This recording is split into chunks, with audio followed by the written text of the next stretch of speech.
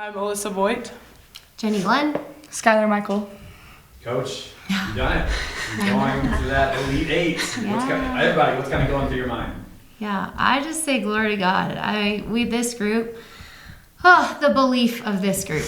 I think you're going to hear that message coming from all of us because it's really all we've talked about and we've been really singularly purposed. And I'm just so proud of the unit and the work that we put in. It almost feels like that is a bigger accomplishment. And so even as we're talking in the locker room, it feels like it's a trophy of just belief and how important that is just in the bigger picture of life. And so just really proud of how everyone stepped on the court tonight. I don't feel like we let history come on the court with us, which was really awesome. It was really about Team 57 and on mission and accomplishing what we're setting out to accomplish and doing it in a manner that everyone can see that we believe, and the influence that we can have in that space. So I thought we did a really nice job executing our game plan tonight.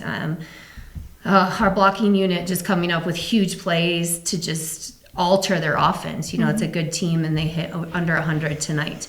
I thought that our blocking did a lot to help us out in that space and just a feisty floor defense and then offense getting after it. So really proud of the unit, really proud of this group and just the way that they competed hard tonight. Expand on the blocking a little bit. You can see the frustration. And then they started playing a little tight, and they didn't really know what to do. And you guys were getting extending rallies because you were stopping them even on the floor. As a coach, and you see the frustration. I mean, are you trying to I don't know what you do as a coach at that point, but it seemed like they were doing all of it, doing what they needed to do anyway. Yeah, I mean, blocking really helps. Early we were a really good blocking team last year. Early in the year, I felt like we weren't getting as many turnbacks as we were used to, and it was changing what the game felt like for us. So we've done a really good job in Caden's coaching that side of the game and just getting better every week from a blocking standpoint. And I just think in these last couple of weeks, we've turned a corner in that space and just our ability to make adjustments. So we knew if we could turn back some balls early and use their block a little bit early, we thought we could get them frustrated and trying a little bit too hard. And I think it went in our favor. And then the offense kind of picked up in that third set. Yeah. What I guess I don't want to say what changed, but the offense was more efficient in that third set. What did you see?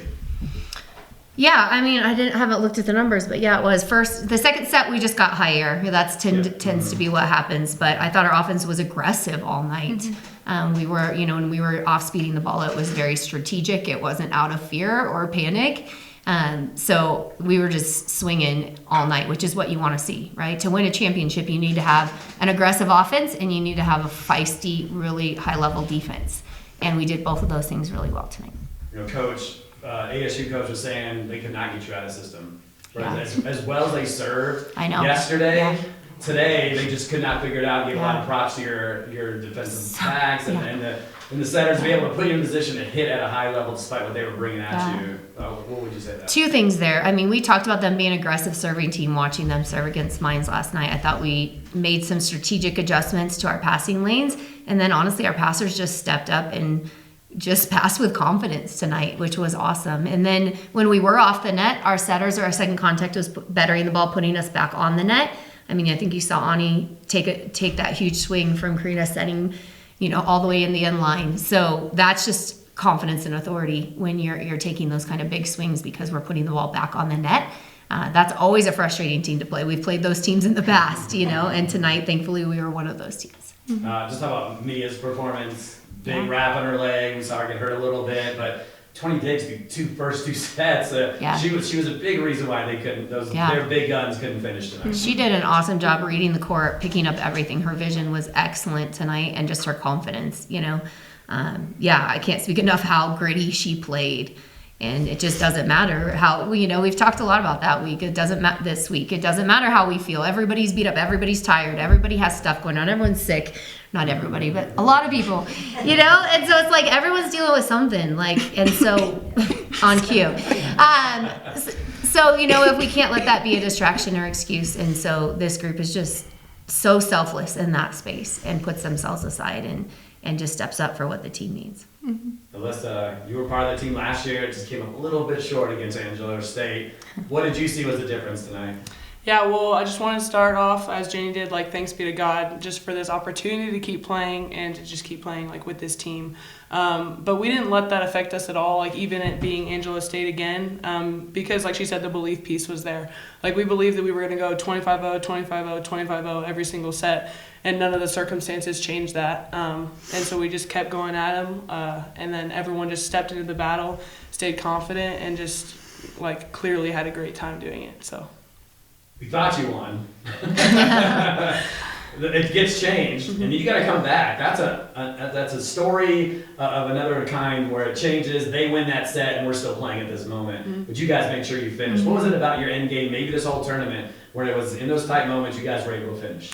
Yeah, so again, that's another situation where our belief doesn't change. Like, just because the game kept going, we were like, we're still winning this set, we're still ending it in set 3, and we're going to finish with a sweep. And so we just went out there, still went hard swinging, and never backed down, and just knew that we were capable of ending it for a second time. What was that moment like for you guys, even you specifically, when you finally did win it, and the team coming together, knowing you got over that mountain?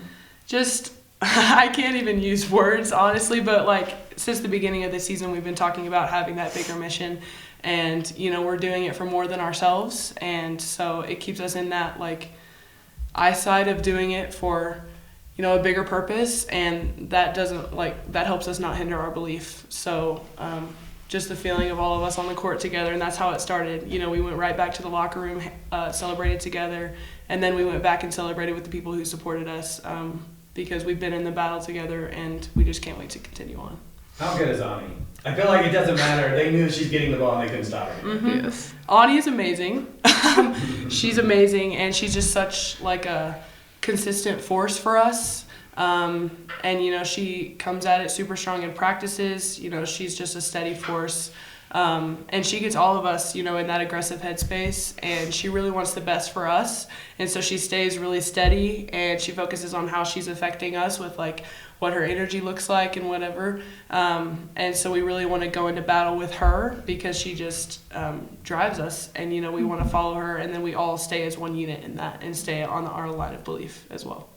Skyler, you hugged Ani for I can't tell how long. What was that moment? What was said? What was that moment about for you? Oh, I can't put it into words, honestly. Like, it's just such a unique experience that only 8 teams have experienced, you know, and I've been here for 4 years, and, you know, grinding those past 4 years, I knew, and like all of us knew, that we're winning it today. Like, there was no letdown in our belief that we weren't gonna come out with a win.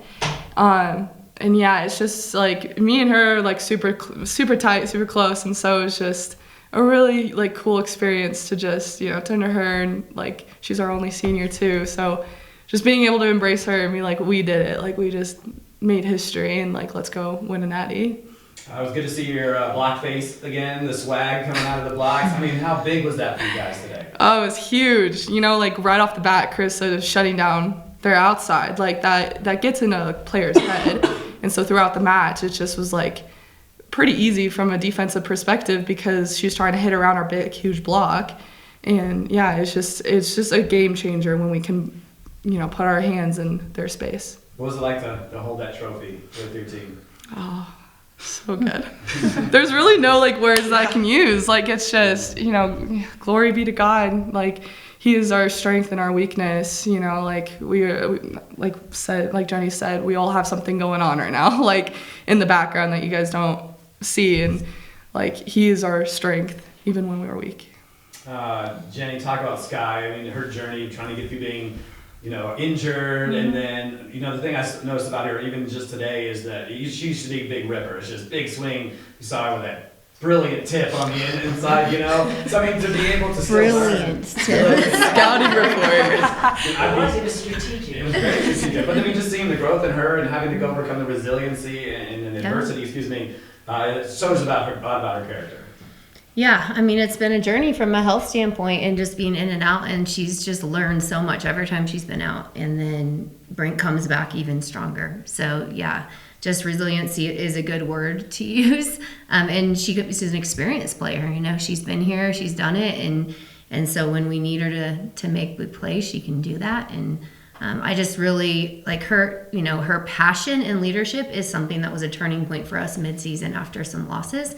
I put a lot on her shoulders in that space of kind of teaching the team what it takes being a returner. And I just really appreciate what she did in that time and had to put a lot on her shoulders from a passion standpoint, but reaping the rewards of it now. This is the first time you're doing this. I mean, this is a tough question. What's next? How do we prepare? What are the next steps for you guys as you go on to Sioux Falls? Well, we usually only celebrate for 30 minutes. We might celebrate just a hair longer tonight, but not much. We'll wait upon our first round matchup, and then we'll just play a volleyball game. That's what we've been doing. We just, even today, I was like, it's a volleyball game on a Saturday afternoon, guys. Let's just go win it. Why would we change, right? We want to win every time we step on the floor. So yeah, I think just recover a little bit from 3 heavy matches and get your eyes fixed on the next thing, make sure our finals get taken and all of that good stuff. But it's just exciting to take it one step at a time and a lot of faith in this group to stay on track. Yeah. You talk about your players being resilient. I would say you're pretty resilient yourself too. I know for the RMAC tournament didn't come for the first couple of years for you, and then this 5 years in a row. What has this journey kind of been for you, Coach, to kind of stay with it and not get down and think, well, it's never going to happen? It was just more you believe, I guess, is probably the word you're going to use here. But what is this like for you? Every year I've learned something different, and it can be, discouraging to not win it. But I just think this year has been such a different journey for me personally, even in just letting go of the outcome and just trusting that God's path for the season is going to play out how it's supposed to play out. And I just had a lot of peace this year, and especially coming into today. It helps when you have a group of athletes that are on the same page in belief. But yeah, just surrendering the outcome, honestly. And we know that whatever was supposed to happen today was going to happen. Victory has already been won on this team. I mean, we have, the growth and progress of this group has been incredible in just understanding who they are and who they're designed to be as humans. It's a beautiful thing to watch them grow, and so we know who we are as Team 57. We have a very strong identity. Each athlete knows who they are, and then we just step into the battle in our true identities and let the outcome do what it needs to do. Yeah, Skyler was going to just direct this one to you. Yeah. An emotional win last night. Yeah. Against West Texas A&M, always a thorn in your side, and we're able to beat them in the premier, but that was 2 months ago. How did your team set aside that emotion and be able to turn the page and get ready for today? I mean, like Jenny said, we have a 30-minute period where we're all excited. I'll put it in the group. Yeah, I was just gonna bring that up. Yeah, she put it in the group me like, hey, so 30 minutes has passed. We're moving on. That's how we rolled the entire season. It's very simple. Like, we have our celebration in the moment, 30 minutes, we celebrate with our parents, and then we move on to what's next. Like, we're not going to be stuck in the past, like whether it's a great win or not, because we have something in the future, and we're not going to let that emotion hold us back from something that we need to accomplish. And then I was going to ask Alyssa, when you only had, I think it was, you had a total of 5 kills, 4 came in that final set. What was your thought thinking? Is it just, it doesn't matter who gets it? I mean, whether it's a block, kill, all of a sudden it was your turn.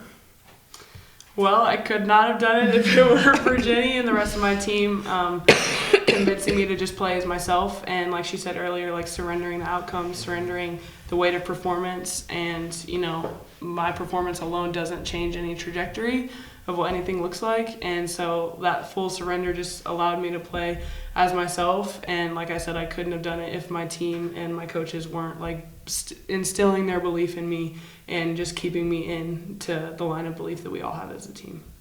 And I was going to ask Jenny about the setters. I mean, once again, putting the ball where it needs to be and being part of those, by the way, 22 block assists, I think it was, which was, or 26 block assists, pretty insane. 10 by Mormon. Yeah. Talk about your setters and just how important they are to the success. Oh, they're awesome.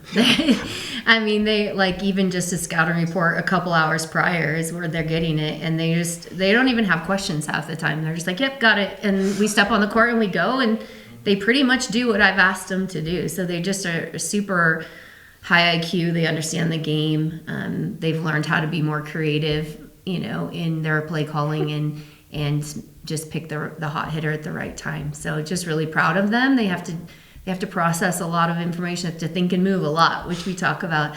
And they've just done a great job. Mm-hmm. Low air today. You always say We low were. air. Minus that second set, but yes, Low Mary air, Kay. low air overall. Yes, for sure. And actually, interesting enough, on the 10 service errors, half of those were in the first set. Yeah, I'm very aware of those. Like 3 in the first 5 points, maybe? I don't know. Do you remember what you said?